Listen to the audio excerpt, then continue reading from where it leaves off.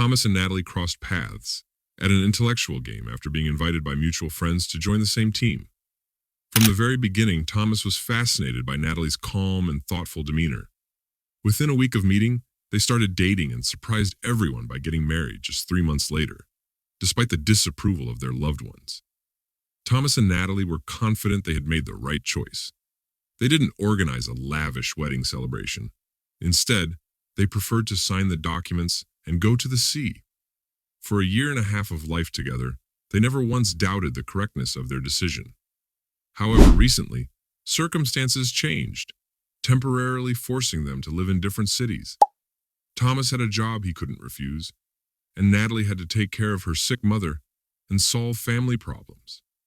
Natalie returned to her hometown, initially thinking it would be a short stay, but the situation dragged on longer than expected. Despite the distance, they found joy in the fact that the towns they lived in were relatively close, allowing them to spend weekends and holidays together. They were constantly making plans for the future, looking forward to living together again in their own apartment, discussing their dreams of starting a family, and exploring new stages in their lives. During this difficult period, Natalie felt exhausted and worn down by the circumstances she was facing. Seeking solace and distraction, she decided to visit a bookstore. There, she unexpectedly met Jonathan. At first, Natalie tried to avoid socializing, but Jonathan was persistent, and eventually she gave in. He kindly recommended books and invited her to have a cup of coffee at a nearby cafe. Not understanding the reason for her actions, Natalie found herself in a quandary. However, the hours that followed, spent in delightful company, were precious to her. Jonathan was a fascinating conversationalist, sharing anecdotes about his profession, his education in the capital, and his return to his hometown. When they parted, Natalie felt sincere regret and took the initiative to ask for his contact information to continue their communication. She liked Jonathan's infectious smile so much that she was reluctant to say goodbye. Soon, they began texting and calling each other regularly. Jonathan brought a spark of joy to Natalie's monotonous existence. Hidden from her husband Thomas, she made up a story about meeting an old school friend instead of revealing the truth about her new acquaintance. Ignoring his wife's deception, Thomas found comfort in the idea that she had found someone who could add excitement to her daily life. Natalie began going on secret dates with Jonathan, enjoying their time together. He showered her with thoughtful gestures such as visiting cafes and buying her books. Once, he took her out for an evening by the water to watch a mesmerizing sunset. As they talked intimately on the shore until late at night, Natalie felt the urge to kiss Jonathan. After this secluded trip, their relationship shifted from simple friendship to something more intimate. Thomas began to notice his wife's growing distance from him and realized that her messages no longer included complaints about her sisters and fatigue. The truth remained hidden until Natalie's older sister, Avery, saw her leaving a restaurant with a mysterious man in a tender embrace. The sisters had a strained relationship dating back to childhood, and Avery often tried to provoke and anger her sister. One day, Avery discreetly took pictures of Natalie with her boyfriend from her car. Although the pictures weren't high quality, they clearly showed Natalie with someone else. Wasting no time, Avery sent the incriminating pictures to Thomas, who quickly called her. "Who is that?" asked Thomas, surprised by the discovery. Avery mockingly replied, "Isn't that your dear wife?"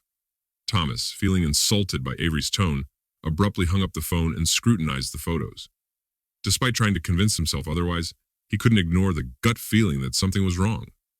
Determined to get to the bottom of the situation, he took some time off work and decided to follow Natalie without her knowledge.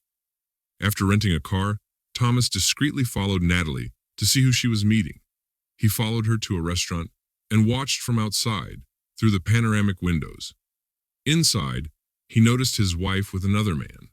He watched as Natalie walked over to a table where the man from the pictures was already seated. The couple exchanged a kiss and, chatting merrily, began choosing their food.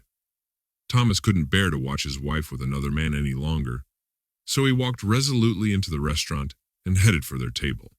"Well, hello there," he exclaimed loudly, making Natalie flinch. "Thomas," she exclaimed in surprise. Thomas extended his hand toward Jonathan and introduced himself. I'm Thomas, Natalie's husband. Nice to meet you. Jonathan was equally stunned, visibly shocked. His eyes widened as he looked back and forth between Natalie and Thomas, opening and closing his mouth like a fish gasping for air. The other diners were intrigued, and a silence fell over the room as all eyes turned to the trio.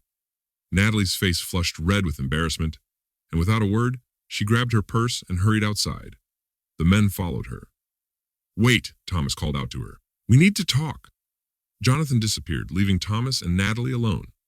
Thomas suggested they get in the car to continue their conversation, and she reluctantly agreed. Once in the car, Thomas demanded an explanation from his wife. Why she had done this. Why she had deceived him. Natalie remained silent, only shrugging her shoulders. This infuriated Thomas, and he could no longer contain his anger. Do you love me? He asked her softly. Once again, Natalie shrugged her shoulders. Such an indifferent answer did not sit well with Thomas. He couldn't understand how someone could be unsure of their feelings and love. To him, there were only two answers, yes or no. If she didn't know, it was an unequivocal no, he thought. She was just afraid to admit it. I understand, he said, then started the car and drove toward Natalie's parents' house.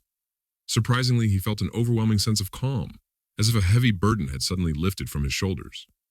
For the first time, he questioned whether their rushed marriage had been a mistake, and now reality seemed to confirm it.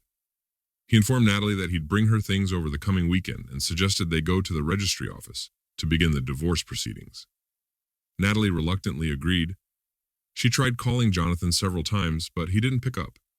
Finally, he sent her a message saying he could no longer see her because of her deception in hiding her marriage. Natalie's heart shattered. It took her a long time to pick up the pieces and move on with her life. When she found out that her sister had revealed the truth to Thomas, she made the difficult decision to leave and cut ties with her family completely. She wanted nothing more to do with them. After the divorce, Thomas cut off all communication with his ex-wife. However, through mutual acquaintances, he learned that she had moved to the capital for work and had severed ties with almost everyone. Recognizing that their marriage had been a mistake, he was grateful that he had managed to come out of it relatively unscathed. Cheating Secrets podcast like me.